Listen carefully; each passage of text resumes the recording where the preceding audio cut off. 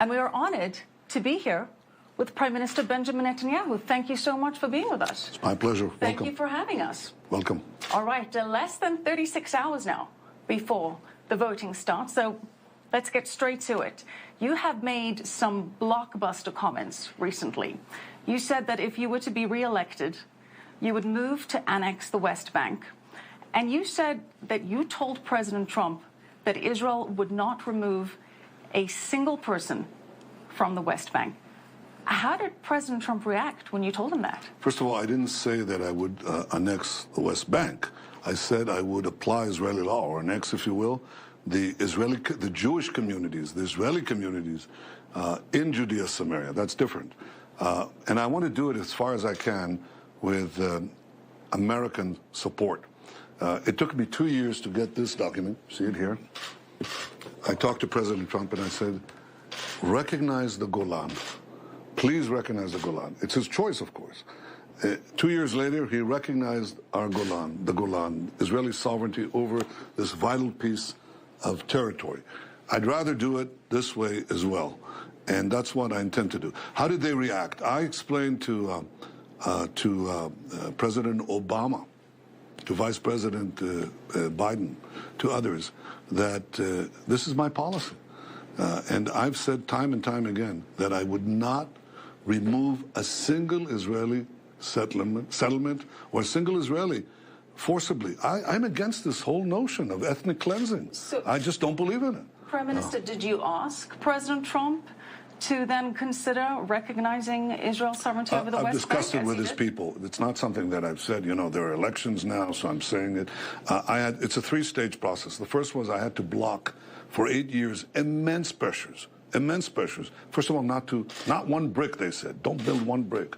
Well, it was hard, but we built. The second phase was under President Trump to get a much larger compensation and an increase in the construction that we're doing in Judea, Samaria, and we did. We now have 18,000 building starts. Unbelievable. The third stage is to make sure that these Israeli citizens are not forsaken. People say, oh, we'll recognize the blocks. But Lapid and Gantz are saying, okay, and we'll take out 90,000. The others who are outside the blocks. No, we're not taking anyone out. We're going to recognize, I'm going to extend Israeli sovereignty there. And yes, I told it to President Trump's people. They heard it. What they'll do with it is something else. But I think that I think people respect, even my opponents, they respect the position of principle and strength. Right. And and I think that I've been able to achieve, as in the Golan, as in my contacts with the Arab world. You see the map behind me? That map has the entire Arab world. I won't tell you that I've met with all the leaders of the Arab countries, but I've met with quite a few.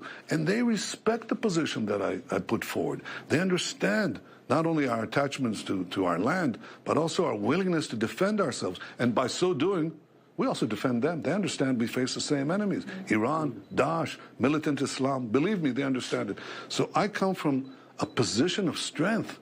I don't believe...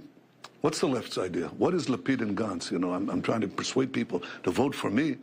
Well, the French-speaking audience certainly understands that what has the left been saying all these years? First, we'll make concessions, dangerous concessions to the Palestinians. Then we'll get the Arab world, and then we'll get the rest of the world. I've done exactly the opposite. I built up Israel's economy, a free economy. I built up Israel's security, powerful army, powerful Mossad, powerful Shin Bet, made Israel into a cyber power. And then with the two of these two things, got the rest of the world to come to Israel. They're all coming here. And 1 week I was with Trump, received the Golan. I was with Putin, brought back the remains and the artifacts of Zechariah Baumel, Zichrono Livracha.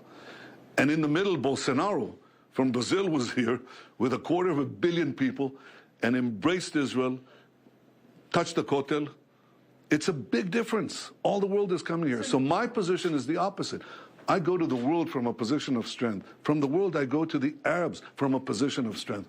And if we have peace, it'll be from there to the Palestinians from a position of strength, not weakness. So could you refuse the Trump peace plan, Mr. Prime Minister? Is this an option for you, for Israel, if you are re-elected? Of course. I look at first of all, I hope not. I don't know what it is. I'll give it a serious consideration because I believe that we've never had a friend never, greater than President Trump. He recognized Jerusalem as our capital. He moved the embassy here. He withdrew from the dangerous Iran deal that Lapid and Gantz supported. I went against the whole world to challenge this. And now he's recognized the Golan. Of course, I'll give it its due hearing and consideration because I know it comes from a friend.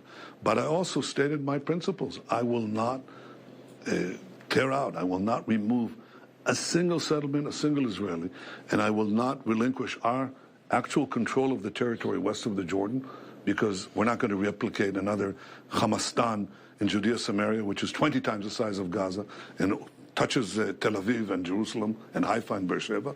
And we'll keep Jerusalem united. These three principles, I said to them very, very clearly. They heard it.